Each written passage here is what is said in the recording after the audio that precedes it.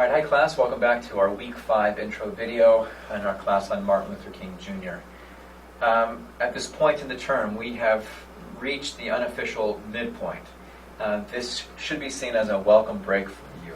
I know the first 4 weeks of the course have been very busy. There's been high expectations for you. And so this week we are kind of pulling away from some of the readings. When we come back next week, we are hands-on, full force Martin Luther King. We're going to be looking at his autobiography, we're going to be looking at his speeches, we'll be watching videos about his life, and we're going to be trying our best within the next 5 or 6 weeks to fully make sense of his contributions to our society. This week, though, is our oral history project. We've been building up to this point. 2 weeks ago, I explained some of the limitations and shortcomings of oral history and of historical sources in general. We spent some time in discussion forums looking and critiquing photographs and looking for holes, limitations, and biases in the way that this information is presented. We spent some time last week considering oral history, the type of questions that one should ask, the value of asking a variety of questions, how to ensure that the interviewer's biases are left at the doorstep when you sit down to interview someone. And of course, this week, it is time for us to actually do the interview and to prepare the interview and have it submitted. Just a couple suggestions. I've tried to give you some heads up prior to this week, but let me use this video this time to hammer down some of the loose ends. This oral history project is pretty straightforward. I'm giving you complete flexibility in how you would like to conduct the interview, whether you want to do that in person, maybe you have a family member, a neighbor that you feel comfortable talking with. Maybe you want to do it over the phone. Call somebody, a relative, someone that you came across, maybe a childhood friend or a neighbor, right? That makes sense. You can do this over the phone. If you want to do this over the internet and find someone from across the country or someone that you can connect to online, that's completely fine as well. For each of those, my recommendation, though, is that you find a way of recording your interview. The reason for that is part of this assignment is to transcribe your interview. And it's hard to transcribe something if you don't have a written record of it, or a digital record of it.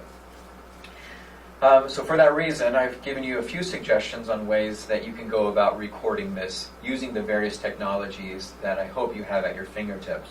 So I know many of you have, for instance, webcams, and if you have to, one of the easiest ways of recording is using a video recording software, many of which are free online, that you can use in conjunction with Skype.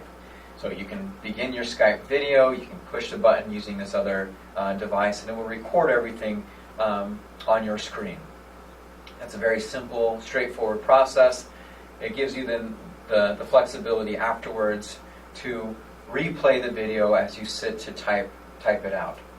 Now, if you want to do it over the phone, I've tried to give you some suggestions on different apps or programs available to enable you to record an outgoing phone call. I've listed some of those on our announcements page in Blackboard. The goal here, of course, is to help make this as easy for you as possible. I know some of the apps even have a transcription, a pay-as-you-go transcription service. So if you were to record a 45-minute video and you do not want to sit down and record it all, if your time is valuable and you just don't have that flexibility, then I recognize that many of these places have the services that will transcribe the materials for you. That is the interview process. We've looked at some of the questions. Put it on you to figure out the time and place to conduct your interview. When it comes time to transcribing, some students have questions about what should be included and what should be excluded in the transcription. I am of the belief that everything that is said during an interview is of value, and that to a third party reading the oral history days or years after the fact can get a great sense of the environment, get a better sense of the interview and of the interviewee if you include everything that is said. That includes pauses, that includes the non-verbal fillers such as ums and uhs and okay likes. For me, I see those as illustrative of moments where the person is trying to come up with the right idea.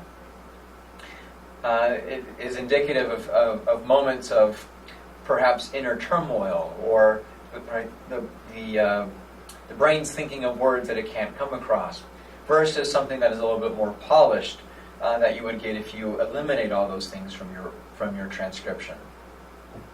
So ultimately, I will leave this up to you. If you would like to be more of the purist and include all things that are said, including things that are repeated, including the non-vocal fillers, that's completely great. If you would prefer to have a much more polished reading interview, something is the gist of what was said, because you cut out some of these repeats, some of these non-vocal fillers, that's fine as well. Ultimately, I'll leave that up to you. Now, I have posted both a sample oral history as well as a template that I would like for you to follow. It is in Microsoft Word, so if you were to open that template, you would simply need to fill in each of the lines. Your name, the interviewee's name, the location. There's a spot for the biographical sketch, in which you provide a short overview of who the person is, why you're interviewing that person, and just a short biography on who that person is, and why they are a relevant person to speak to about topics related to the 1960s, about the Civil Rights era, and about Martin Luther King. After that section, you will go directly into the interview. And as is illustrated in the sample, you will designate who is speaking with a letter. So if I were interviewing, I'd probably use my last initial E, and I'd use the last initial of the person I was speaking to. So then I would have a alternating E, F, all the way down the page. The E's would be, of course, the questions that I asked. The F's would be the responses. Now, I have not set a page limit to this assignment. Transcriptions sometimes go on and on and on. If you come across someone who's extremely talkative, as I'm sure some of you will come across, you might find this project going on a little bit longer than you wanted. So I will tell you up front, you might want to have think about what you're willing to give to this project this week, and allow that to kind of shape the way that you approach the questions, approach the interview, and approach the transcription process. The final part of this is a short reflection on the interview. This is where you, the interviewer, your ideas come into play. So after you've done this interview and you've considered Kurlansky's 1968 book, you've talked to this person about the Civil Rights era, about the 1960s, about what they recollect about this time, about their involvement in it. I want you to take a moment and reflect about yourself. What did you learn through this process? How is the oral history as a primary source valuable to an understanding, or to your understanding of this era? And the purpose in this is for you to reflect upon the values of various forms of historical sources.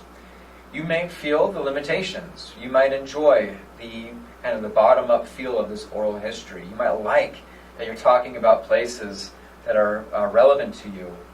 I had a friend of mine interview her father just yesterday. He was a civil rights advocate. And so she was able to talk to him about his advocacy here in Harrisburg, and shared some of the stories that he recalled. He said, for instance, that the 1950s and 60s gangs were rampant in Harrisburg. And as a member of the gangs, it became prudent, in order for them to get famous musicians to come to Harrisburg, that the gangs got together and basically said, we need to stop fighting each other and serve as protection for these artists. And when they established that type of policy, they were able to get a lot of big-name headliners, like James Brown, to come to Harrisburg, and the gangs of Harrisburg served as his protection detail. So stuff like this is really fun. It's cool. It's interesting. It's relevant to kind of our experiences here in the Harrisburg or Pennsylvania region. So reflect upon what you learned in that interview. You'll put it all together, you'll save it, and you'll upload it to the Dropbox, which is available in the assignments folder in week 5. All right, as always, if you have questions about this assignment, about the interview process, please shoot me an email. I'll be happy to respond, give you some suggestions on ways to approach it. I'm wishing you guys the best in this project, and I look forward to beginning in earnest our study of Martin Luther King and the 1960s in week 6. Good luck to you.